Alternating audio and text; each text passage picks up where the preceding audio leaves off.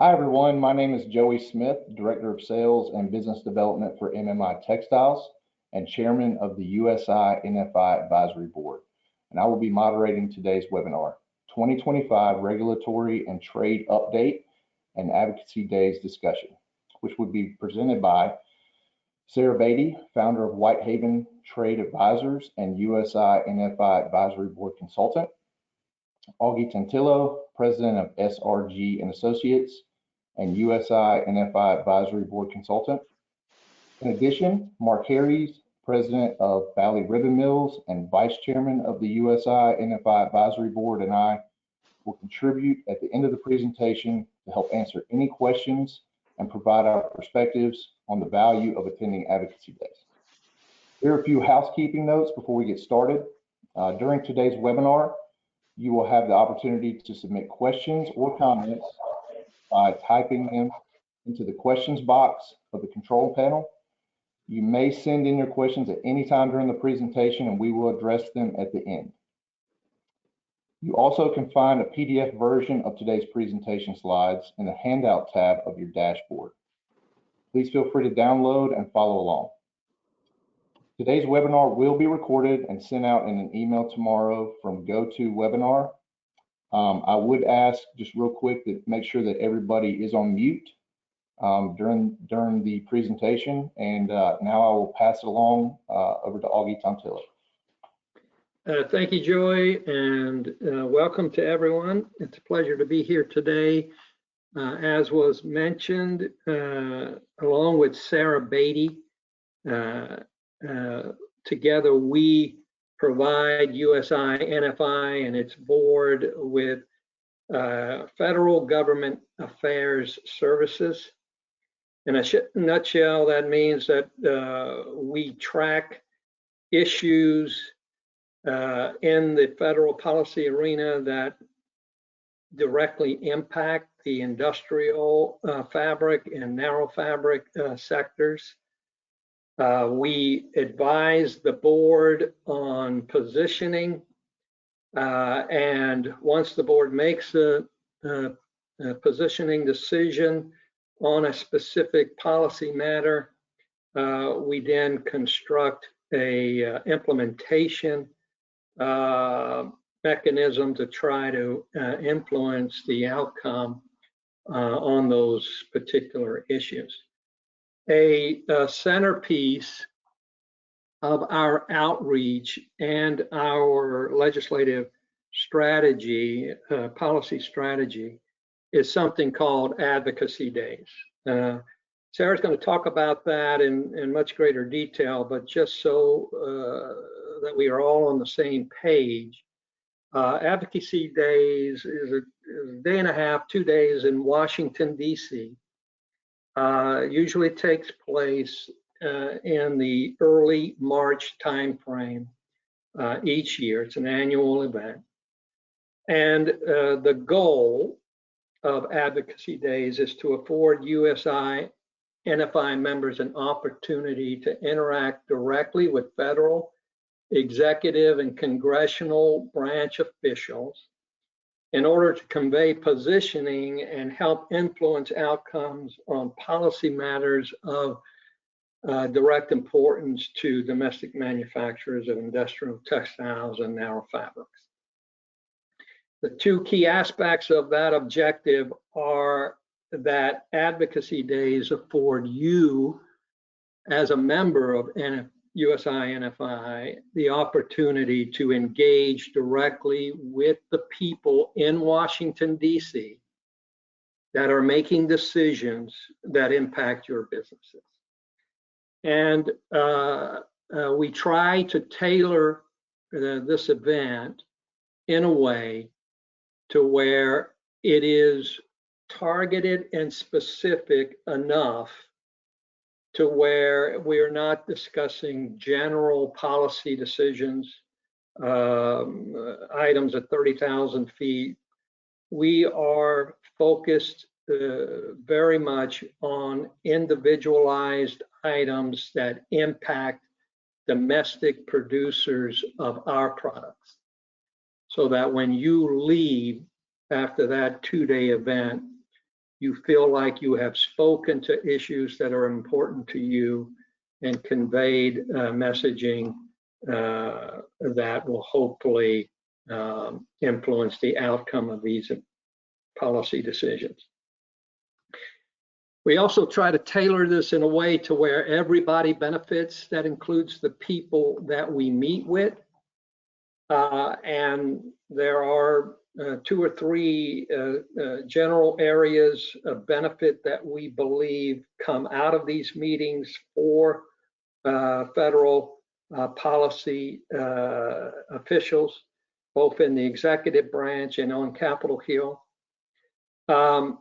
The first for the government is that they receive input from entities and constituents that are directly impacted by the policy issues of concern. Sara and I meet with government officials on a routine basis. We interact with them sometimes daily, at least weekly, through email, phone calls, and direct meetings. And while it is important for them and good for them to hear from us,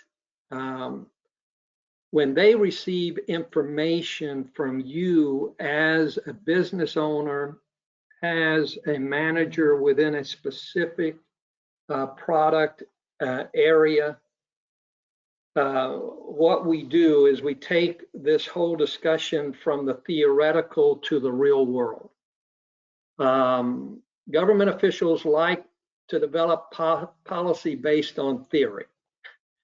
That allows them tremendous flexibility to make assumptions and to reach conclusions that they want to reach. But when they are confronted by people who are actually operating within the real world realm of the area that's being deliberated, you transform that discussion from the theoretical to, no, this is actually what this means. This is what the impact will be on my business, on my employees, on my market. So it's very important to give that real world view as we go through the deliberation of issues that impact our area. Hopefully that then leads to better outcomes. Assuming that the people we are meeting with are objective, and most of them are, and we'll talk about when that might not necessarily be completely true. They do want to know and understand what the impact of their decision might be on the people they're supposed to be representing. So the basic objective here is to give them a real world view that then leads to an appropriate outcome, a real world outcome that you can live with. The third benefit for our government friends is that by meeting you and getting to know who you are and how your businesses operate, they can construct a network of industry experts that allow them to interact with you on a more routine basis, as opposed to, say, once a year. There may be an issue that comes up later in the year that may be only tangentially related to what you discussed with them in March, but because they know you make a certain product and that product is now being covered under a different policy decision, hopefully they will have developed a comfort level with you to the point to where they might send you an email or pick up the phone and call you to ask for your opinion on that additional issue, or when the issue that you discussed with them in March actually matures to a decision point.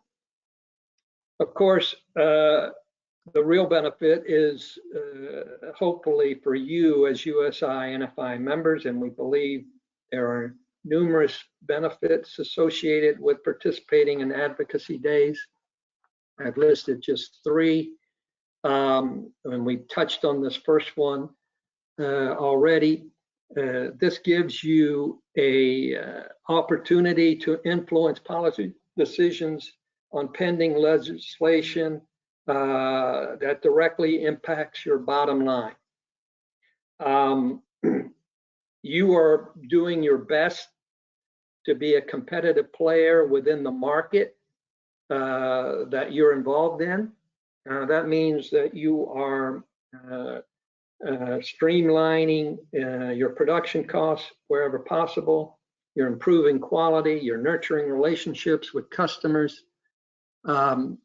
A fourth aspect of your competitiveness is, or should be, an understanding of government policy and regulatory developments that impact you, because you can be as competitive as possible on one day, and then the next lose your business because the government made an ill-informed decision that allowed a competitor to have an advantage over you in the marketplace. So again, we target this event to issues that we believe impact your bottom line and gives you an ability to influence those decisions. There is, secondly, no greater advocate for your company, for your employees, for your businesses than you are. Just as I mentioned previously, you take this issue that may be under consideration and you translate it from the theoretical to the real world. Only you can speak to, with a level of authority and detail that is really impactful, what this means, what this issue might mean to your 200 workers, what it might mean to the community where you've invested millions of dollars. So again, Sara and I serve a role, and we are there in a consistent and constant basis because you have your business to run, but on occasion, and that's why we do this annually,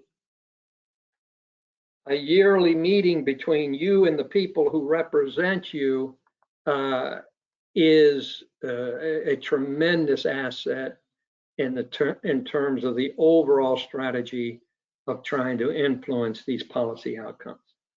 And then finally, just as the government might develop a network, a byproduct of this event is hopefully that you begin to construct a network of government officials who are making decisions that are of importance to you. I'm going to use as an example, I'm not sure if Michael is on the call or the webinar, but Michael Woody at Transtech has done a fabulous job of constructing a network with his Rhode Island delegation, to the point to where US senators will pick up the phone and call Michael and say, hey, there's a textile thing going on, and I'm sure you've got a view on it, so let me know what you're thinking. On many occasions, Sara and I have received calls from the Rhode Island delegation saying, I need to know what Michael Woody thinks about this particular issue. That doesn't happen overnight, and it won't happen with one meeting. So if you're a newcomer to this process, understand that it takes a little bit of time, but a really valuable byproduct of these meetings is that hopefully you develop enough familiarity with these Senate and House offices, Department of Commerce, UST offices, to where they feel comfortable reaching out to you proactively to get your input before a final decision is made. I'm going to turn this over to Sarah Beatty to review the remaining slides in our PowerPoint.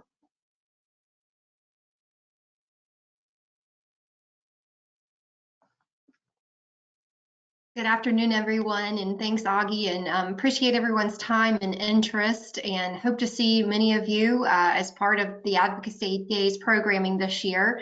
I'm going to talk a bit more about how the event is structured and the schedule. As Auggie mentioned, we do this over 2 days, or basically a day and a half. Most people will come in the morning of the first day, March 4th this year, and we'll start soon after lunch with gathering our group and doing a policy review. We'll be previewing some of that on this call today, but for the group that comes to DC, we'll all sit down together. Auggie and I will brief the group on the issues that we'll be discussing in your congressional meetings and with our executive branch officials, and be sure that you're aware of the latest state of play, that you're comfortable with the content. We provide background papers that you'll leave behind in your when you go to your meetings, and also a set of talking points that are for you that help just really dial into the most relevant points on each subject that we'll be addressing. So we spend a good portion of the time, again, going over the policies and the agenda for the next day and the issues that we'll be covering. We then typically invite executive branch officials that work on textile issues to come meet with the group. We want to hear from them about the thinking in their buildings and their priorities and what the administration's goals are and plans are in our area. And this involves, we'll talk a little bit in more detail on another slide, but this includes the U.S. Department of Commerce. They have a textile specific office there, as well as the U.S. Trade Representative's office. And there too, there's a textile specific team. And after we do the executive branch roundtable, again, we'll hear from them. We also want to share our perspectives with them as well and have a real back and forth there in exchange. From there, we transition into a dinner. This provides some additional time to network with each other, and we include the folks from Commerce and USTR who have just been with us. We invite them to stay on for dinner to allow some more informal time to talk to them. These are great resources to be aware of too. The Commerce Department team, for example, compiles U.S. government trade data on the textile industry, import statistics, export statistics. They started a report on personal protective equipment. So there's a lot that you should be aware of that they're doing their export promotion that you can hear from them directly about, and the latest and what might be coming up that you want to be participating in. That wraps up the first day with dinner. The next day is the real meat of the event. We're on the Hill all day. We try, and this isn't always completely possible or perfect, to generally organize being on the House side one half of the day and the Senate side the other half of the day. We try to avoid sending you back and forth. That takes a lot of time. And with security now, you do have to exit the building if you're crossing from the House side to the Senate. So we do our best to minimize the walking and to be able to fit in as many meetings as possible and have a good use of your time. Next slide, please, Auggie. I'm trying, Sarah. For some reason, it's not advancing. I don't know why it freezes like this. Let me see. I can bring up my version, hopefully. Tara, can you send me a refresh on the presenter?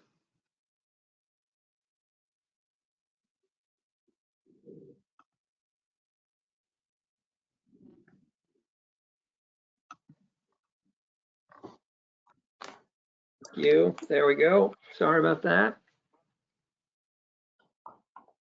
All right, so we try to make this as user-friendly and simple for you. If you're participating for the first time, please don't be intimidated. We begin on work on Advocacy Days with the USINFI staff and board in December to talk about broad picture goals for the event, work on finding dates and just initiating the planning. We really get down to business in January and February with scheduling meetings. Please register as soon as possible. That gives us the most amount of time to work to schedule your meetings. And we begin preparing the background materials. As I mentioned, we do policy briefing papers on everything that we're going to be talking about that you can then leave behind in your meetings and also help educate you, as well as talking points, maps of the Capitol complex, just general guides to how to conduct effective lobbying meetings, etc. We work with the board, as Auggie mentioned, to specifically hone in on the issues that are most timely and relevant and important to the industry, and be sure that we're covering issues that are critical to your companies and your bottom line. And so that's also a key component to that. And then in terms of the actual event, the staff, both of USINFI as well as Auggie and myself, we are there to go with you to the meetings. If you've been before, if we have a large group and you've been before, you may have some meetings on your own, but we work hard to ensure that, particularly for companies that might be participating for the first time, that we're not sending you in alone to a meeting. We really like for you to do a good portion of the talking. As Auggie mentioned, you're your best advocate, but we're there too as a technical resource if there's a question or something more in the weeds about one of the policies. So we are there to help support you in this process, to make it easy, to make it straightforward, and to have it be an effective use of your time. Next slide.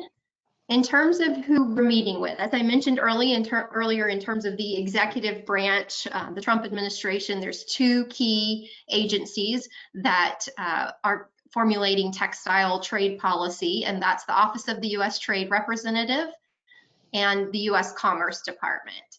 And this year with the new administration, it's a little bit early to have political. Both of these offices have both career staff that are career civil servants that are there from one administration to the next, as well as political appointees. We're probably a little early to be able to have political appointees in place for these two offices, but nonetheless, if they are there, we'll meet with them. If they're not, it will still be a productive session to meet with the career staff who are there year in and year out. And it's really critical to them too. As Auggie mentioned earlier, we try to make this beneficial for the folks that we're meeting with as well. And they are always eager to get to hear about what you're experiencing in the market in terms of competitiveness issues and trade issues. So that's always a very informative meeting that we have on the afternoon of the first day.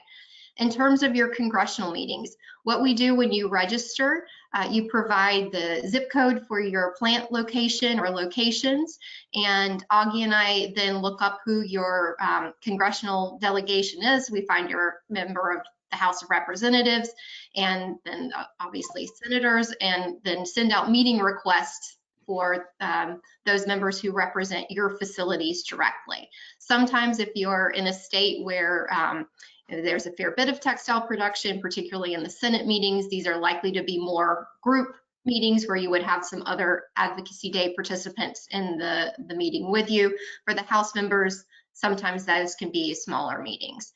We ask for the member directly. That's usually a combination at the end of the day of meeting with the members directly and meeting with their staff. These are oftentimes pretty quick meetings, and so we have to also be prepared to really get to the point and be sure that we're using the time effectively. Outside of meeting with your specific congressional delegations, we also focus on two key committees. On trade in the House, that's the House Ways and Means Committee.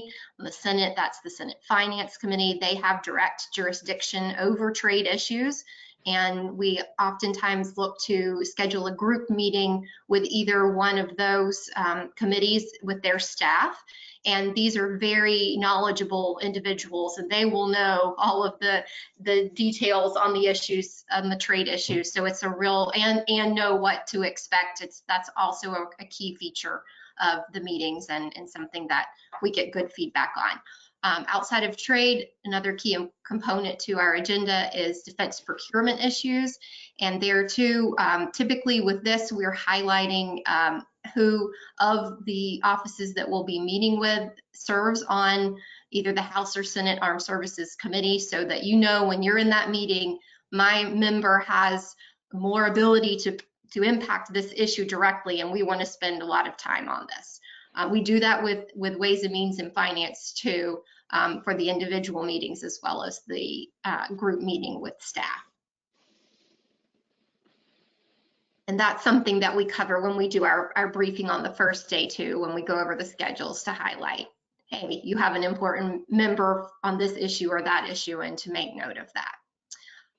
Here we want to take a bit of time to talk about the policy issues that are currently in play and that will feature on the issue lineup for Lobby Days, for Advocacy Days, and preview that.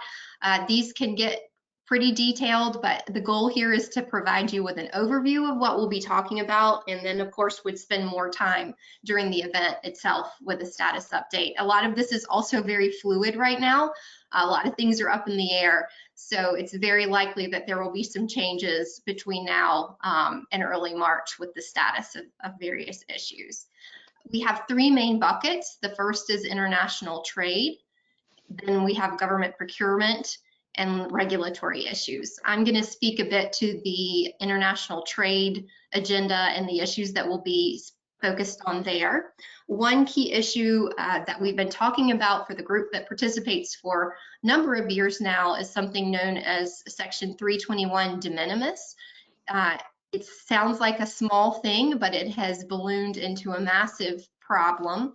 It is an administrative policy that U.S. Customs and Border Protection has to waive tariffs on imports to a single individual on one day under $800. They come in duty free, and they come in with little to no inspection or oversight. This is now 4 million packages a day with the advent and growth in e-commerce of what's coming in under the de minimis loophole. So it's become a major avenue for trade to enter to the US. This is, of course, very problematic. We have a whole structure in place that we have tried to orient around free trade agreements with partners in the Western Hemisphere, with Mexico, with Central America, which normally duty-free access to the US market is predicated on using US components, using regional components, agreeing to a common set of labor and environmental standards, and conducting trade in an orderly fashion. De minimis throws that out the window. Free trade agreement like access for everybody with no rule of origin as long as it's under $800. Of course, in our sector, and we know this based on data from CBP, they have some pilot programs in place where they're collecting a bit more data on de minimis shipments than is normally the case. Normally there's no information about what's coming in. It's not counted in our trade data. But from those pilot programs, we know that textiles and apparel account for a little over 50% of de minimis shipments each year. So we are right in the middle of this issue. In addition to textiles and apparel being half of de minimis shipments, China is the single largest supplier to the US through the de minimis loophole, which is probably also not surprising.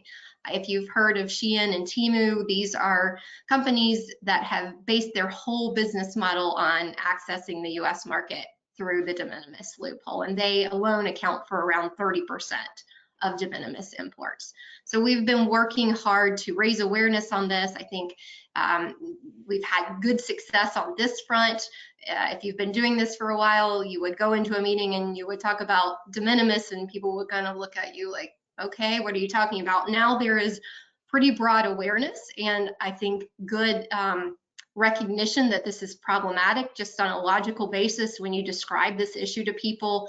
It's not just an economic issue, it's a product safety issue.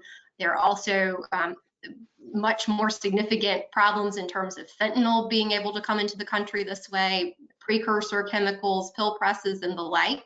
So there's a broad coalition that's come together to press for reform on this. So we've really raised the bar in terms of awareness, but of course, what has to happen is action. And in the Biden administration, there was some progress. Both the administration, both the executive branch and Congress have the ability to fix de minimis. And we've pursued both tracks in parallel and need to hold everyone accountable for their role in this. The Biden administration did, in its final days, put forward rulemaking on de minimis, where products that are subject to the 301 China tariffs and as well as other enforcement actions would no longer be eligible for de minimis entry.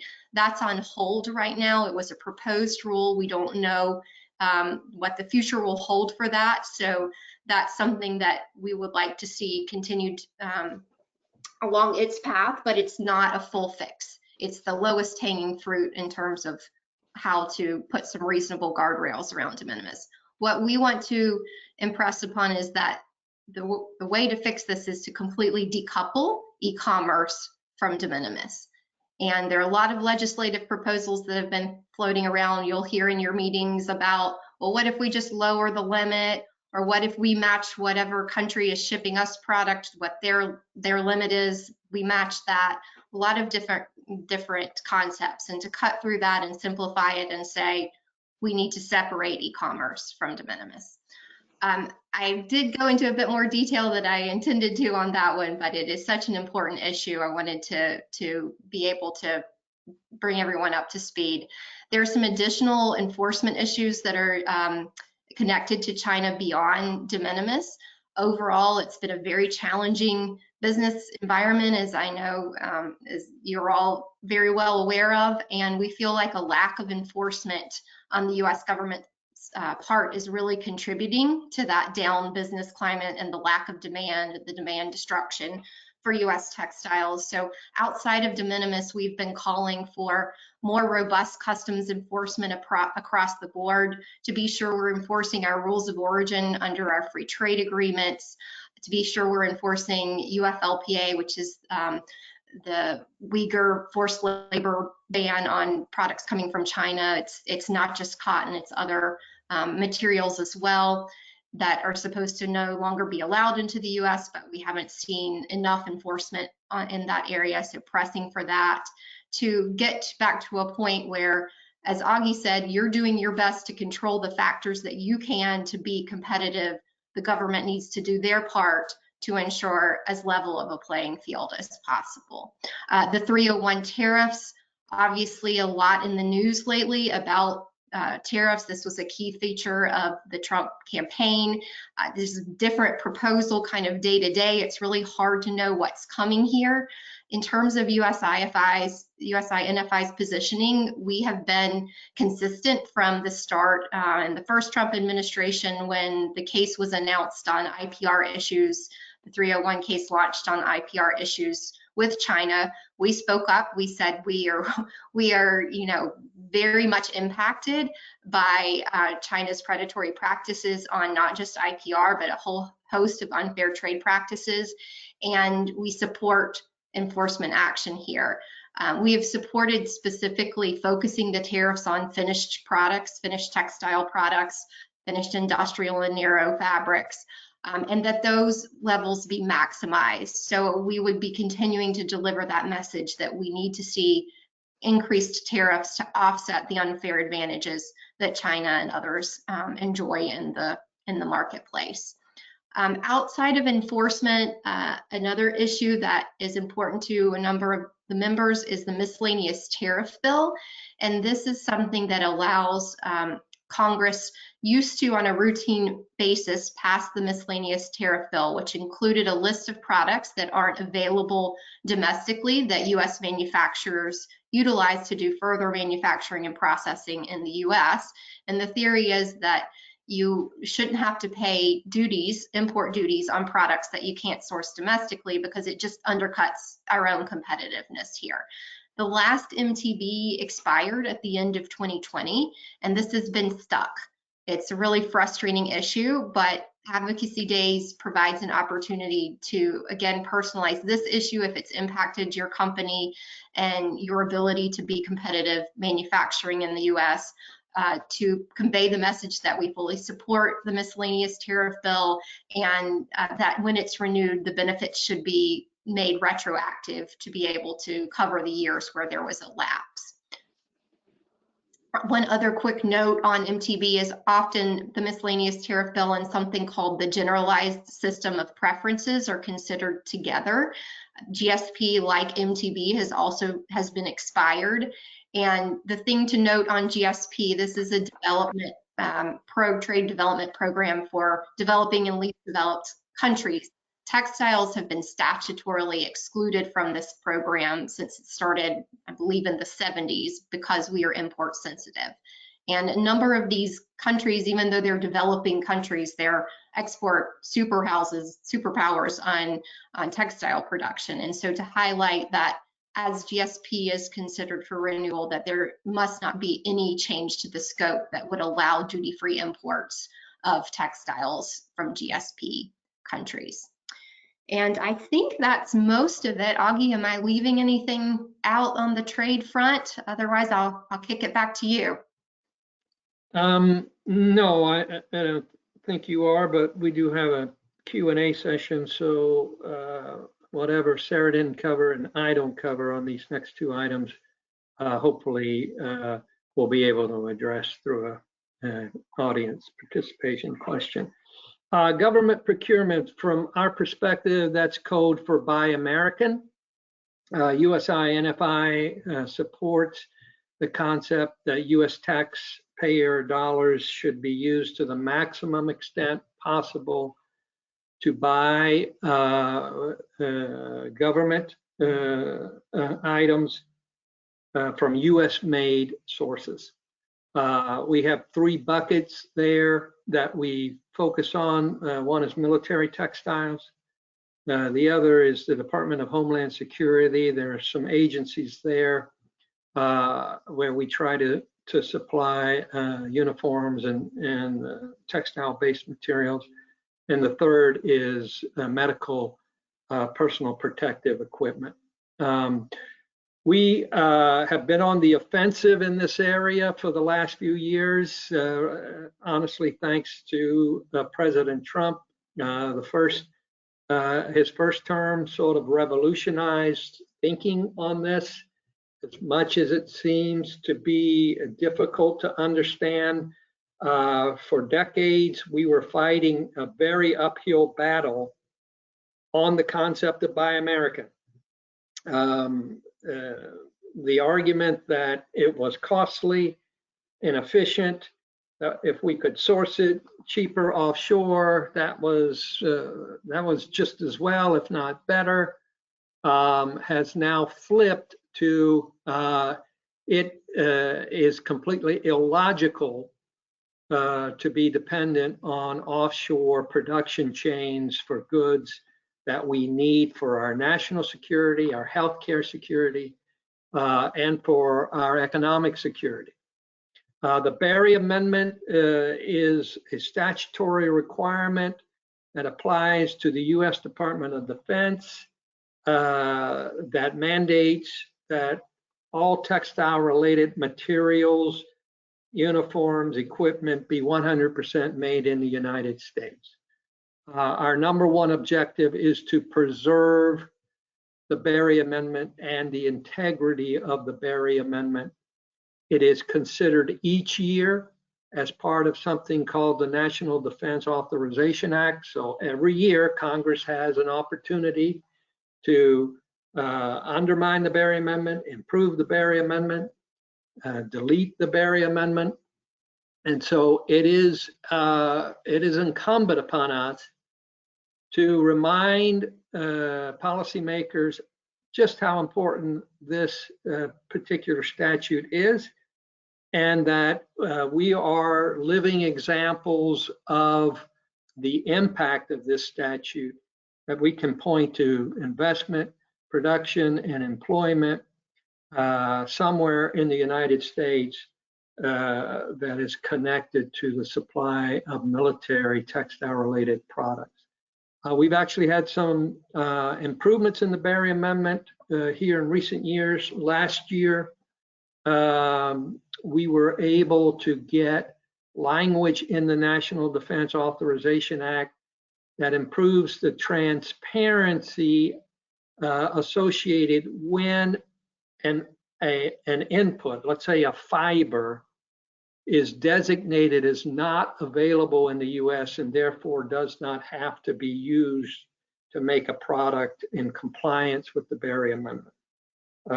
Those designations of non-availability were done in a complete black box by the Pentagon for years.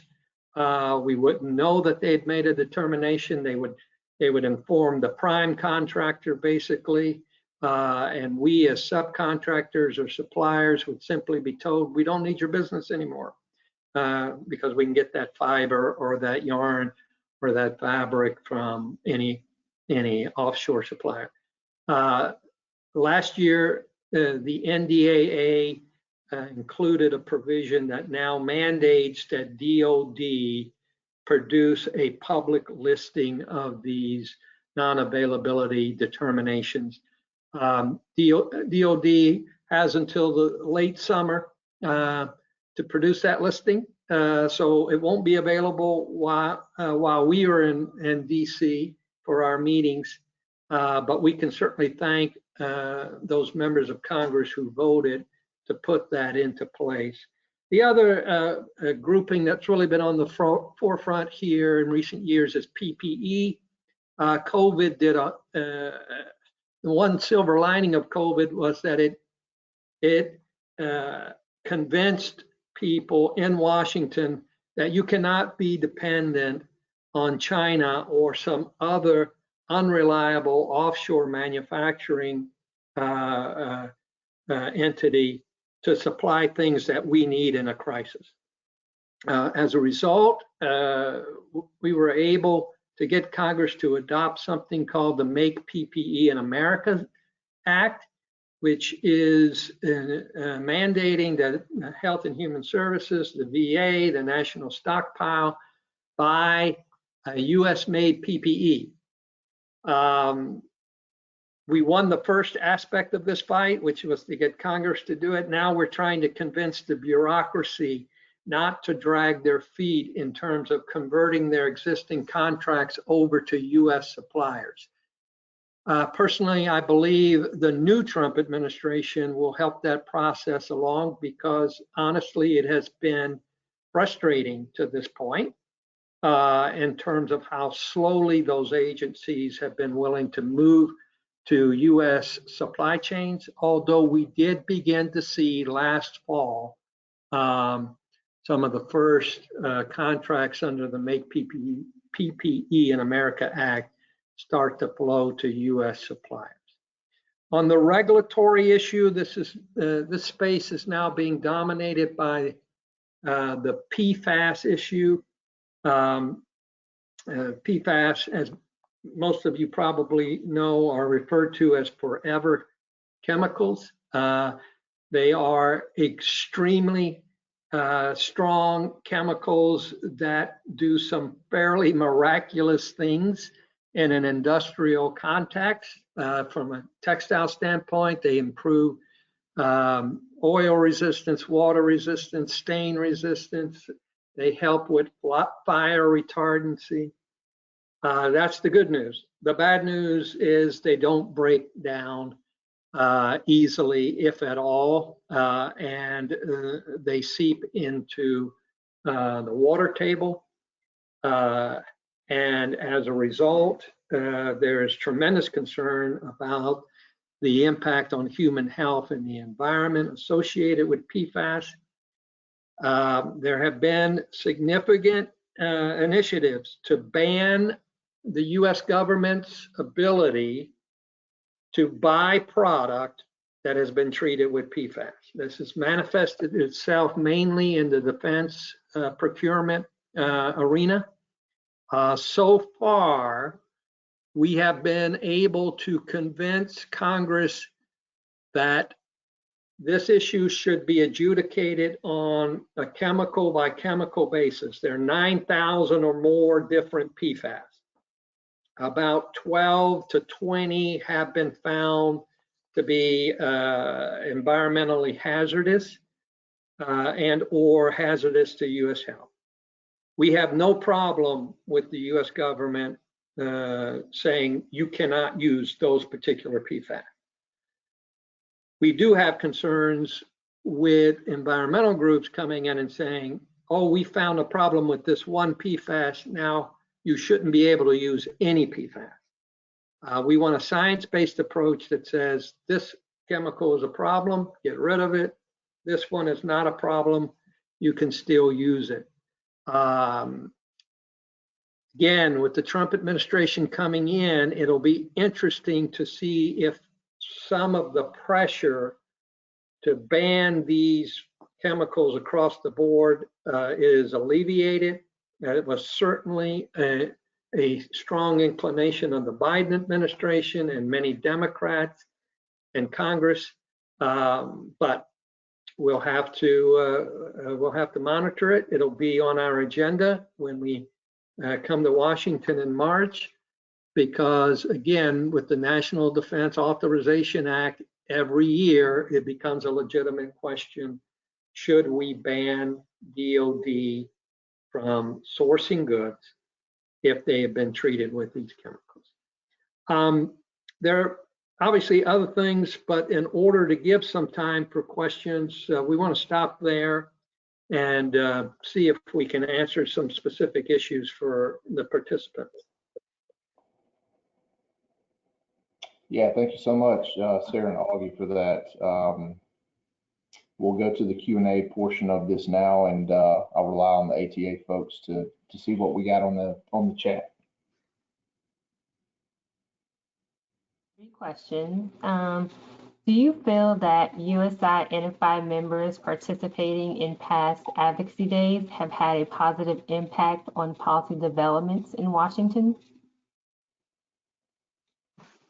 I'll answer that because I've been going for probably 6 or 7 years now, and absolutely, it is a very valuable experience, not only for me personally and being able to see just kind of how Washington works, but also representing my company, advocating for my company and letting our representatives know the issues that we have.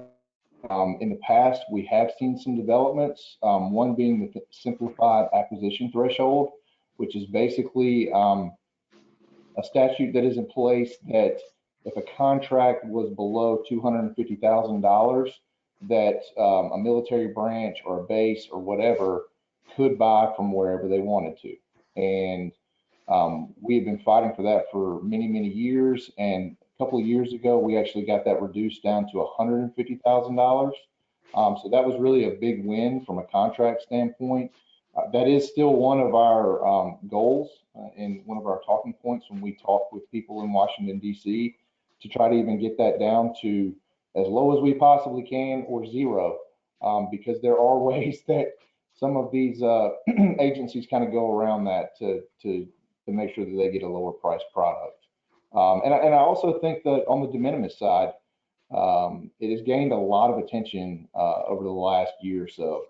And I think that with us and other textile groups advocating for getting rid of this completely, it is something that is gaining more and more and more attention every single month, year, that we go and get in front of our representatives. So those are kind of the two big ones that I've seen, and really protecting on the Berry Amendment side, and just making sure that we have that protection on our DoD and our armed forces to make sure they're buying American products is also something that is obviously stayed intact. Second question is, what challenges and opportunities do we face with the new Trump administration?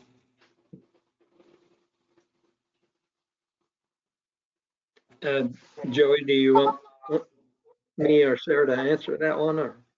Or? Sure, why not? We'll start with you. Okay, tremendous opportunities here. First of all, international trade policy for the better part of 70 years has been slanted in the direction of production offshore that then can easily access the US market. President Trump came in 2016 and questioned that. And while he took some steps in 2016 to begin implementing a policy that was more balanced in the US, from the US perspective, it appears that this time around, he is going to be very aggressive. We want to make sure that as these policies are being formulated and finalized, that they help us to the greatest extent possible. There's going to be a lot of focus on China, and clearly the China issue has to be addressed. But we also want to make sure that they're logical and that they truly do good and don't do anything significantly negative. And we want to press this issue of Buy American because we're talking about taking $2 billion of sales to the US military a year, preserving that, but also expanding it whenever possible. So potentially some significant opportunities. I will round this out by saying there are always challenges. For every action in Washington, there's at least an equal reaction. There are people who have a diametrically opposed position to the folks that are sitting on this webinar today. People who do want to produce in China and ship to the United States. Foreign governments who want access for their product in the US.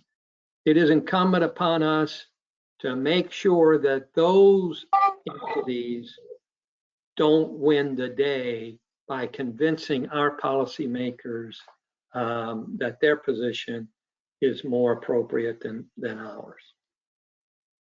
Yeah, and I think we've got a really strong opportunity here based on the administration, like what he was talking about. But I also kind of look at this from seats in Congress and seats in the Senate.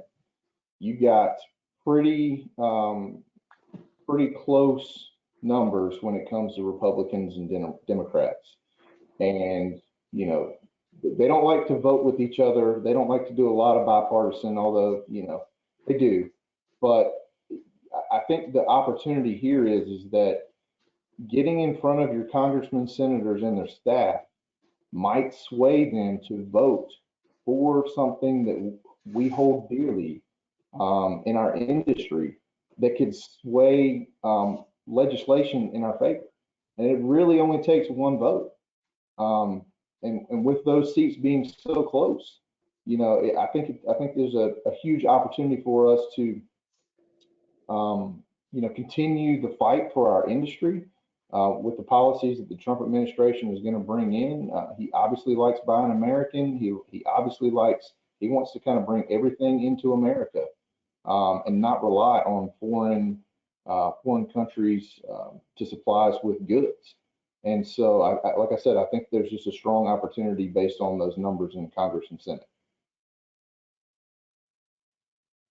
And one other additional point I would add to is I think an important goal of this Advocacy Days and something that this group is very well positioned to do is to speak to the US textile industry being a strategic industry.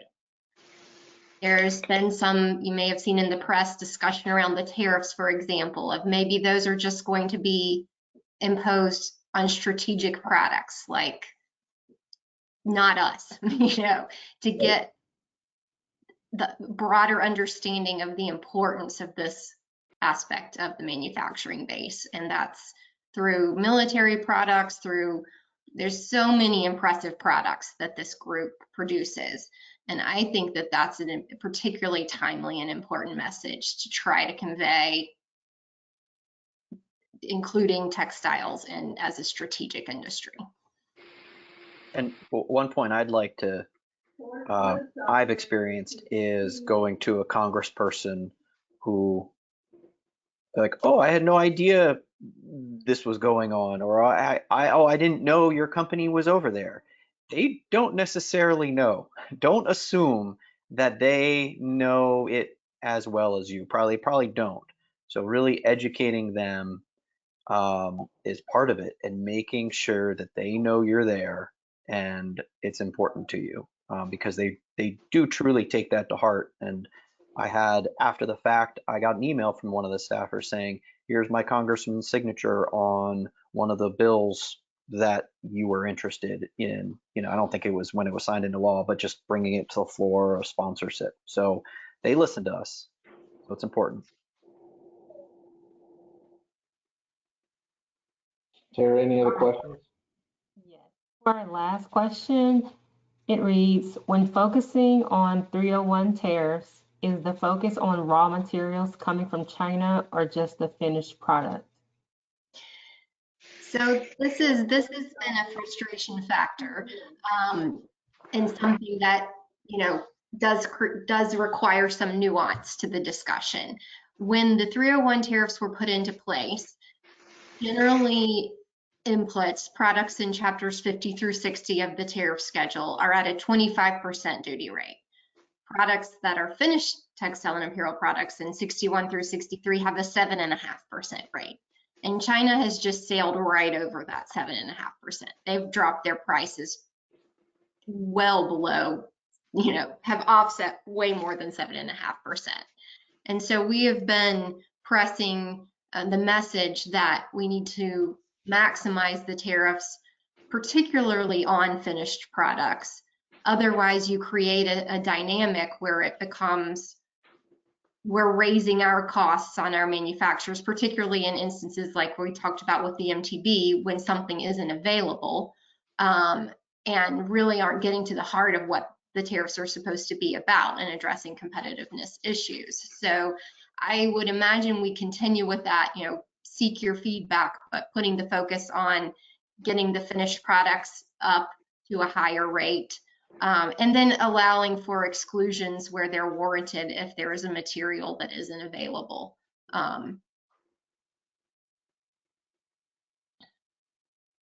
Okay, any other questions? No, that was the last one.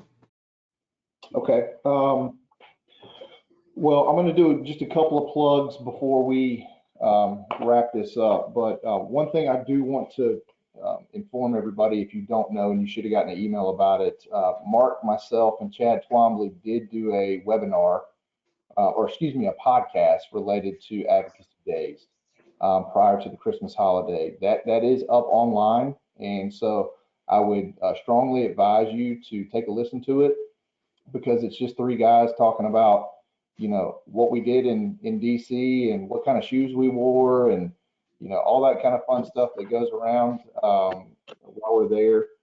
So strongly recommend doing that. Also, if you are interested, and there are 42 people still on this thing, so I expect all 42 of you to participate in this effort with us. But just to let you know, we are trying to also schedule a pre-meeting possibly the week before, so that we can go through these different items that we're going to be talking about. So that way, that gives you a little bit of extra time to kind of talk about things, learn about it. You know, if you have questions, we can talk about it in more detail. It gives you more time to, you know, do your own research, as well as look at researching some of the congressmen and senators that you're going to be talking to and their staff. So we're going to try to get that out, and I work with ATA. Our group is going to work with ATA to try to get that planned. But with that being said, you know, obviously, thank you so much, Sara and Auggie and Mark, for contributing to today's webinar. If you do have any other questions, feel free to send that to ATA staff, and we will try to get those answered to you as fast as we possibly can. Again, just as a reminder, the Advocacy Days is going to be March 5th, March 4th and 5th in DC. So it's 2 days, but really one night stay. And that registration is now open. And please reach out to myself, reach out to Mark, and obviously Janelle Berkeley, who's members program manager at ATA. We would love to, talk to you and answer any additional questions that you have, so we can get you there and get you in front of these people and make our industry as strong as we can. We are also going to try to continue to add webinars to the calendar. So make sure you check out all of our upcoming webinars on the events page at textiles.org/events. So that's really going to be APA website. And finally, a very brief survey will appear when you exit the webinar. We would really appreciate it if you could just take a few moments to complete it, so that way we know how you felt about the discussion, what we can improve on going on in the future. Lastly, any closing words from the group here? If you want to advance your slide, I believe the contact information on the last slide of the presentation, if you guys want to do. Yep. Sara and Auggie, any last words from you before we leave? Other than thank you for everybody participating. The scheduling aspect of this is somewhat monumental. So the sooner you can register, the better specific day that you're going to have on Capitol Hill. And I really encourage you to connect with Jonathan and/or Janelle about registering if you are at all interested in participating this year. Awesome. Well, thank you all for attending. We really appreciate it. We love how we can spread this knowledge and experience with you. And like I said, if you want to reach out to myself, Mark, or Janelle, our contact information is below. It's on the slides that you can download as well. So please reach out to us at any time, and we really appreciate you being attending the webinar. Thank you so much. Thank you. Thank you.